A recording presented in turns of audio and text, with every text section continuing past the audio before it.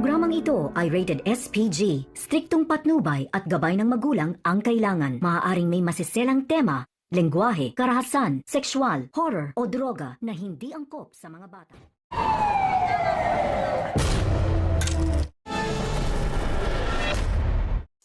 Sa pagtatapos ng yugto ay mapanakit nga ang mga realisasyon nitong si Rigor dahil sa pagsabog nga sa naturang building ay hindi nga napuruhan itong si Dimagiba, ngunit kritikal nga siyang dinala sa ospital.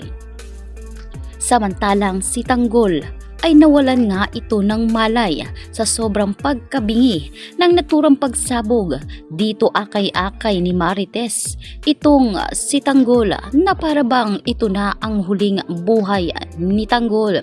Nagmamakaawa si Marites na tulungan siya, kaya naman narinig ng taong bayan ang hiyaw ni Tess at agad nga silang pumunta sa pinangyarihan ng naturang pagsabog.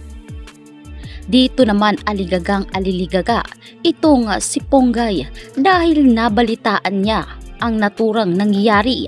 Hindi mawari ni Ponggay kung ano ang kanyang mararamdaman, kaya dito nga siya nagmamadali na hinanap si Tanggol sa naturang gusali at dito niya dinatnan si Marites na sobra nga ang paghagulhol. Grabe ang kaba ni Ponggay na parabang halos tumigil ang pintig ng tibok ng dalaga, kaya dali-dali nga nilang dinala si Tanggol sa ospital upang mabigyan ito ng paunang lunas. Ngunit sinabi ng doktor na masyadong kritikal ang sitwasyon, kaya mas mainam kung sa labas na lamang ng ICU itong si Marites at Ponggay. Kaya habang inooperahan si Tanggol ay hindi nga maiwasan ni Marites na magdasal ng taimtim sa Poong Nazareno na bigyan umano ng pagkakataon pa si Tanggol upang magserbisyo sa taong bayan. Kinakailangan siya ng taong bayan, kung kaya't sana ay makaligtas siya sa naturang operasyon.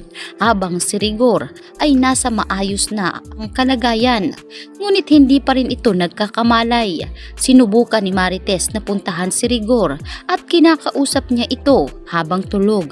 Ang hindi alam nitong si Marites ay gising na ang diwa nitong si Rigor, at dito nga biglang dumilat ang mata ni Rigor at kinausap ng mahinahon si Marites. Sinabi ni Rigor na hindi siya masisisi kung bakit nabaon siya sa galit dahil sobra umano ang pagmamahal niya kay Marites, ngunit sa isang iglap ay sinira uman ito ni Ramon Montenegro. Kaya hindi nga raw maiwasan ni Rigor na magalit, at dito niya pinagbagsakan ng galit si Tanggol. Humihingi siya ng tawad kay Marites sa lahat ng kanyang ginawa, ngunit pag-amin ni Rigor na maraming pagkakataon talaga na pwede niyang paslangin si Tanggol, subalit hindi niya ito ginawa kahit harap-harapan na dahil ayaw niyang masaktan si Marites kung ano man ang mangyayari kay Tanggol. Sa pagkakataong ito ay biglagang natahimik si Marites na parabang natauhan sa mga sinabi ni Rigor sa kanya. Sinabi rin ni Rigor na sana ay mapatawad siya ni Tanggol. Hindi niya alam kung ano ang kanyang gagawin, kaya naman dito nga pinlano ni Roberto ang lahat.